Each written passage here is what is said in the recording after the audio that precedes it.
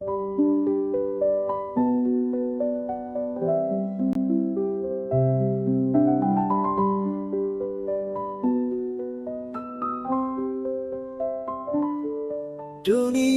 penuh nestapa, kerusakan merajalela, ekonomi yang tak adil, kesenjangan terus bergulir, politik bertipu daya, kebenaran hilang makna, lingkungan merintih sedih, alam rusak tak terperi. Pendidikan kurang makna, generasi hilang arah, budaya penuh petaka, moralitas makin parah, kesehatan tak terjamin, manusia menderita, hukum tidak lagi adil, keamanan tak terjaga. Marilah kita bersama akhiri duka derita dengan syariat sempurna, Islam solusi dunia. Bersamalah kita bisa ubah segala derita dengan tuntunan ilahi, syariat khilafah pasti.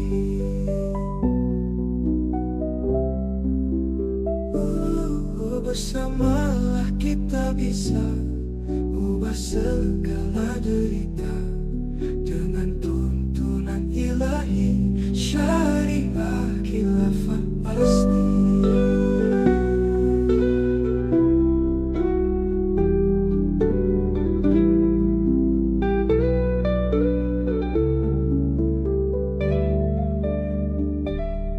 Pendidikan kurang makna, generasi hilang arah, budaya penuh petaka, moralitas makin parah, kesehatan tak terjamin, manusia menderita, hukum tidak lagi adil, keamanan tak terjaga.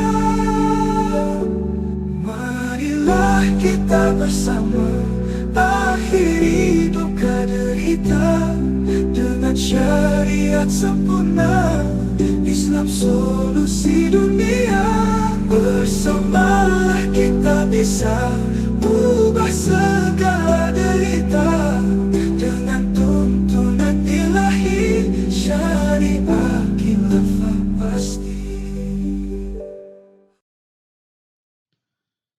Bismillahirrahmanirrahim. Assalamualaikum warahmatullahi wabarakatuh. Buletin Kafah edisi 373. Sistem pemerintahan khilafah memang menakjubkan. Beberapa waktu lalu, Presiden Prabowo menyatakan kekagumannya pada kekuasaan Ottoman atau Khilafah Utsmaniyah yang berpusat di Turki. Menurut dia, Imperium Ottoman adalah sistem pemerintahan yang bersih dan adil, sehingga dapat memakmurkan rakyatnya. Hal itu ia sampaikan dalam pidato pembukaan Tanwir dan resepsi Milad ke-112 Muhammadiyah di Universitas Muhammadiyah Kupang, Nusa Tenggara Timur. Prabowo juga mengutip perkataan terkenal dari pendiri Imperium Ottoman atau Khilafah Utsmaniyah, Osman Ghazi. Tidak ada negara tanpa tentara yang kuat. Tidak ada tentara yang kuat tanpa uang. Tidak ada uang tanpa kemakmuran. Tidak ada kemakmuran tanpa rakyat yang bahagia dan sejahtera. Tidak ada rakyat yang bahagia dan sejahtera tanpa pemerintahan yang bersih dan adil. Artinya, tidak ada negara tanpa keadilan. Selain itu, Presiden Prabowo juga menyoroti nilai-nilai penting yang dapat dipetik dari kekhilafahan tersebut, yang dikenal sebagai imperium multietnis, yang toleran terhadap semua agama dan suku. Imperium Ottoman yang disebut Presiden Prabowo adalah sebutan bangsa Eropa untuk Khilafah Utsmaniyah yang berpusat di Istanbul, Turki. Khilafah Utsmaniyah yang muncul sejak tahun 1299 adalah bagian dari sejarah panjang kekhilafahan Islam di dunia hampir selama 14 abad. Salah satu prestasi besar Khilafah Utsmaniyah adalah pembebasan Konstantinopel atau Istanbul pada 20 Jumadil Ula 857 Hijriah atau bertepatan dengan 29 Mei 1453 Masehi. Pembebasan Konstantinopel dari Imperium Romawi Timur tersebut dilakukan oleh Sultan Muhammad Al-Fatih, putra dari Sultan Murad II. Kekuasaan Khilafah Utsmaniyah yang berjaya hampir 700 tahun tidaklah berdiri di ruang hampa. Kekuasaannya tegak di atas pondasi kekuasaan Islam yang diletakkan Nabi Muhammad SAW, lalu dilanjutkan oleh Khulafaur Rasyidin di Madinah. Kemudian dilanjutkan para khalifah berikutnya.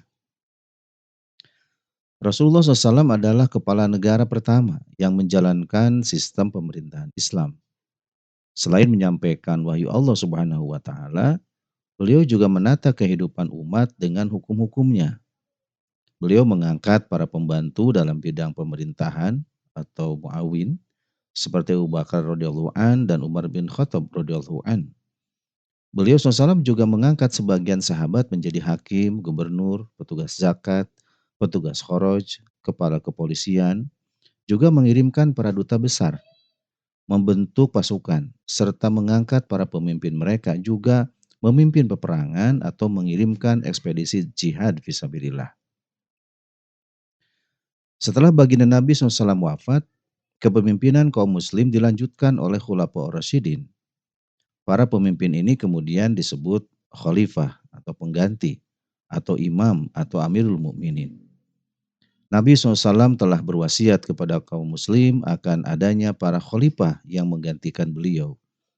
Sabda beliau SAW, kanat banu Israila tasusuhumul anbiya, kullama halaka nabiyyun khalafahu nabiyyun, wa innahu la nabiyya ba'di, wa sayakunu khulafa'u fayaksurun.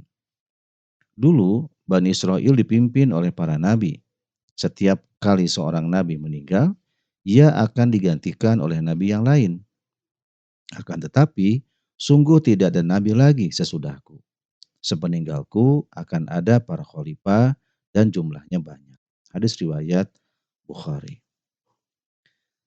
Siapapun yang mengkaji ajaran dan sejarah Islam dengan seksama dan ikhlas akan mengakui bahwa khilafah adalah bagian dari ajaran Islam.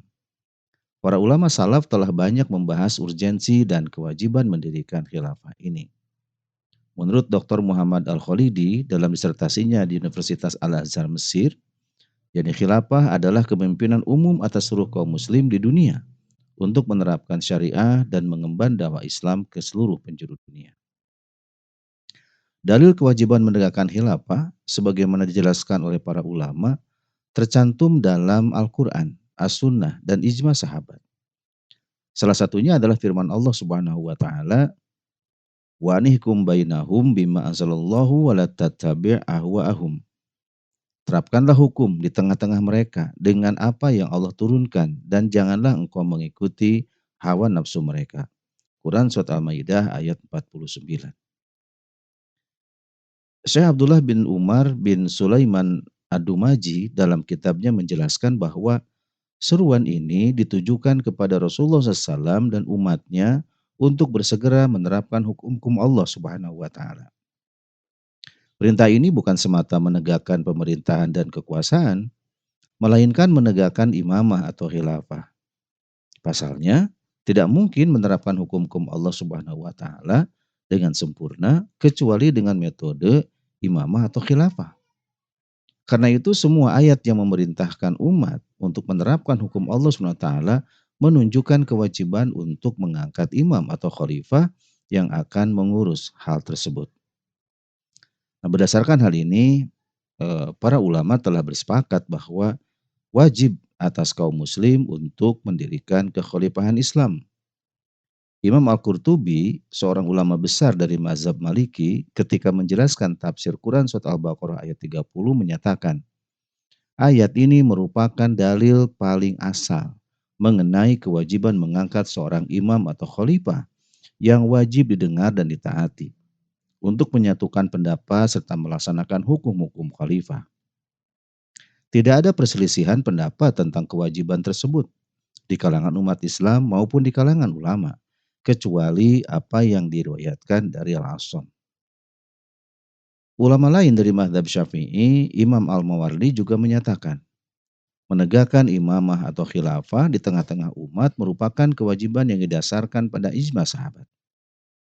Kemudian ulama tanah air, Kiai Haji Sulaiman Rasyid, dalam karyanya yang terkenal Fiqih Islam menulis, kaum muslim, ijma yang mutabar telah bersepakat bahwa hukum mendirikan khilafah itu adalah fardu kifayah atas kaum muslim.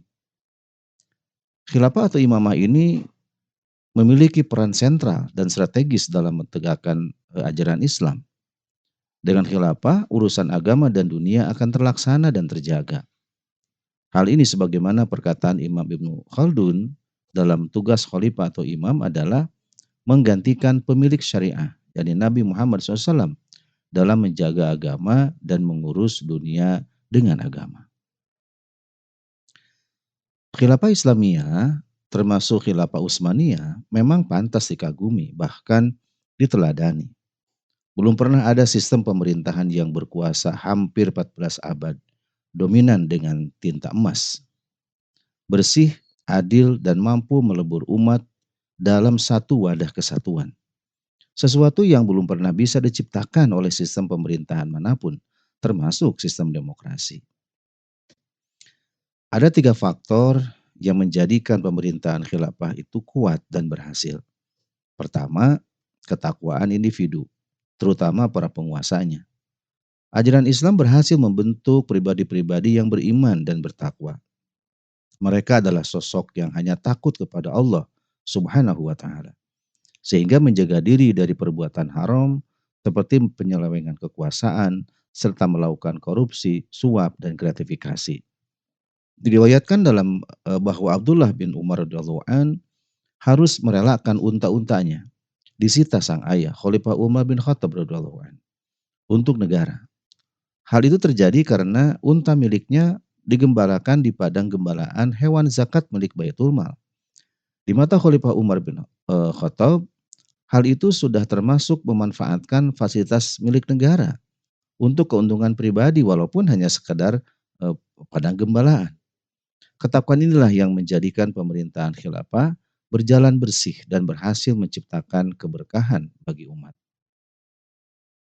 Kedua, khilafah konsisten hanya menerapkan hukum-hukum Islam. Inilah konsekuensi dari iman dan takwa. Keterikatan dan menjalankan syariah Allah Subhanahu wa Ta'ala sepanjang era kekhilafahan, para penguasa muslim tidak pernah menerapkan hukum selain dari syariat Islam. Dalam menegakkan hukum Islam, melawan korupsi misalnya, Sultan Muhammad IV dari Khilafah Utsmaniyah mendirikan Dewan Inspeksi yang mengawasi dan melaporkan sumber harta para pejabat.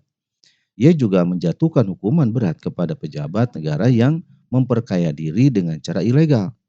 Selain wajib mengembalikan harta haram, para pelaku korupsi dan suap dicopot dari jabatannya dan dijatuhi hukuman penjara.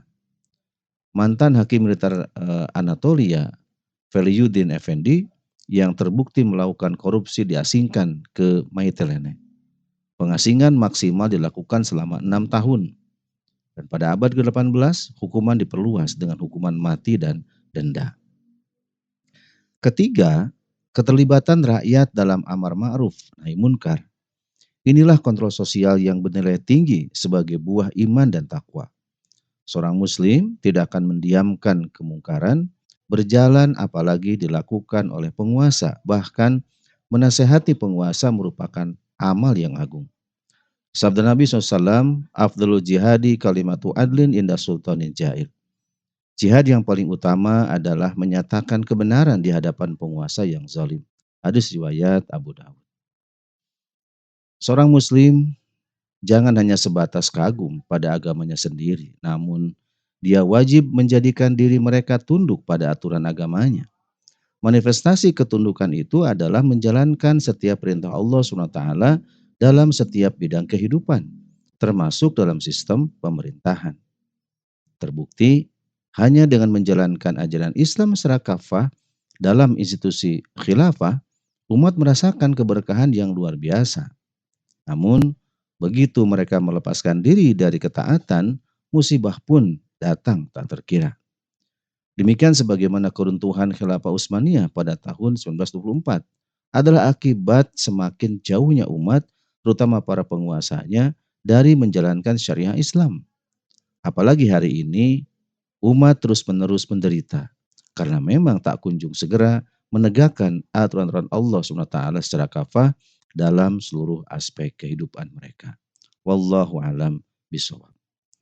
Demikian Buletin Kafah edisi 373 yang berjudul Sistem Pemerintahan Khilafah Memang Menakjubkan. Semoga bermanfaat. Billahi taufiq wal hidayah. Wassalamualaikum warahmatullahi wabarakatuh.